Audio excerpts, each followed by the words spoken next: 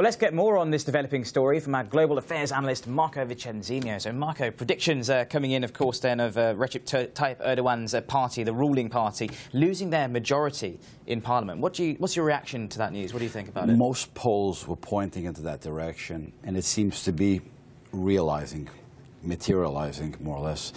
For its opposition, remember, still, even though he may have not gained the majority, the supermajority that he wanted, he still has over 40% of the vote. That's a considerable amount. But yet there's over 50% that didn't vote for him. The key thing is that it's the opposition, the over 50%, they're not a united, coherent opposition. But one thing that they were united against was preventing Erdogan and his party from getting a supermajority to be able to change the constitution into a presidential system that would see the concentration of power into the presidency. So for the last 13 years, Erdogan's party has been on a roll, victory after victory. At least for now, this seems to put a halt on that process. And so the ruling AK party have been in power for 13 years. How much of a loss do you think it will be for them? You touched on it just there about the presidential powers and the powers that they would be able to essentially invoke and set new laws if they did have a supermajority. But how much of a loss do you think it will be for them now not to have this majority? It's going to force them to have to create a coalition government, which they've never done before. They've always ruled as a majority party. A coalition government will prevent them from putting that presidential system that they wanted to implement. Probably what's likely to happen is they may form a temporary coalition government and then go not too far into the future into a new election with the hope to gain that supermajority. But between now and then is quite a period of time.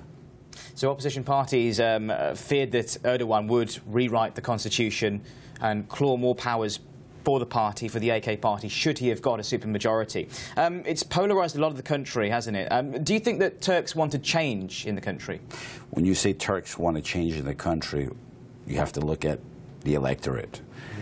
In this sense, it's a very polarised society.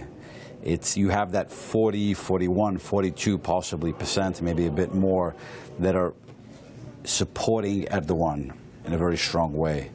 It still leaves a majority, over 50%, opposing him. But that 40 to 42, 43% that support him are very much united. That opposition of that over 50% are very much fragmented between the Republican Party, the CHP, and the Nationalist Party, the NMHP, and other parties afterwards, more minority parties. So Turkey remains a polarized society. The AK party of Erdogan has managed to maintain a majority practically of unobstructed rule for nearly 13 years. This is a huge blow to them, not to be able to dominate in a majority way. But we'll see. If they're forced to form a coalition government, how long will that government last? Their idea is to be able to go to elections fairly soon and to try to consolidate a majority. Opposition parties, the People's Democratic Party, the HDP, it was a massive achievement for them to get 10% of the vote. Do you think many people predicted this? And what do you think it will mean for them in Parliament? How much influence do you think they'll have? Well, there was the polls, once again we go back to the polls. The polls were saying they were borderline 10%. And there was an undercurrent that the polls didn't spot. And that undercurrent, obviously, led to a majority in the UK government. Cameron won an absolute majority. In this case, there was not sure, between 10 and 11%. But it seems, according to the initial results, they broke that 10% threshold. That'll give them the ability to force the AK party to need to form a coalition government, like I said, for the first time in 13 years. It's a huge achievement for them. A pro-Kurdish party having an effect in Parliament? Not easy for many Turks, because obviously many of them remember conflicts dating to the late 1970s. Over 35,000 people and more died during that conflict.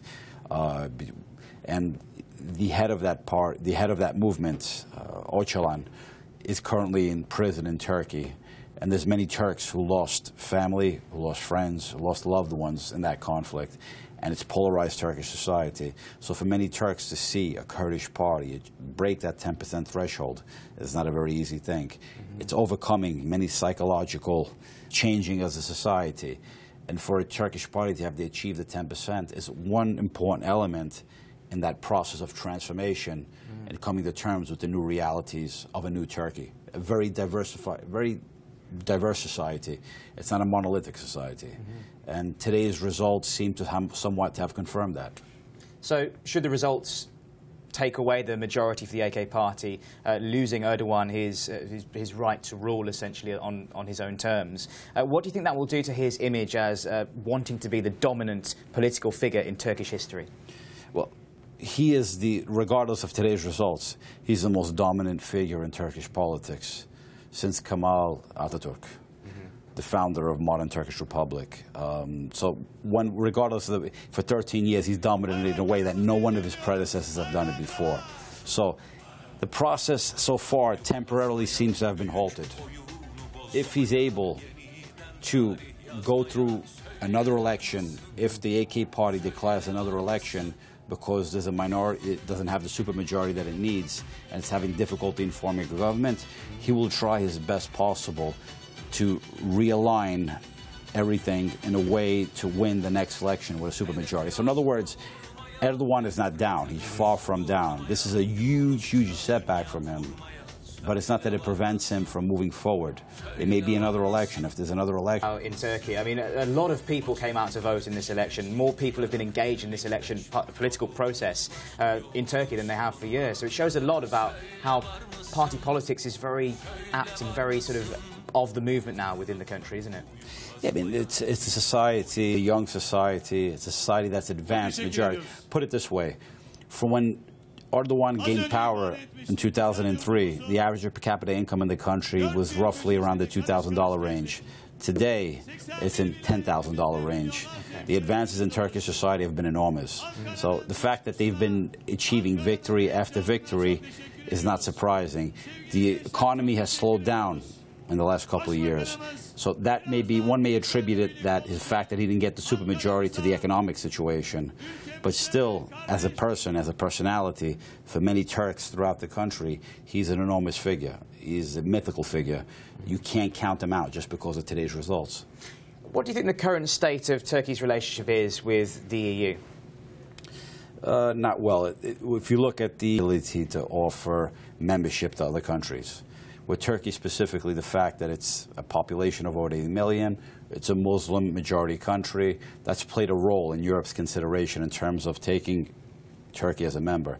But I think the fact that there's been so many difficulties in the European Union, so many problems in terms of the economic situation, Turkey's ability to join the European Union is not likely to be achieved, not in the short term, not possibly in the long term.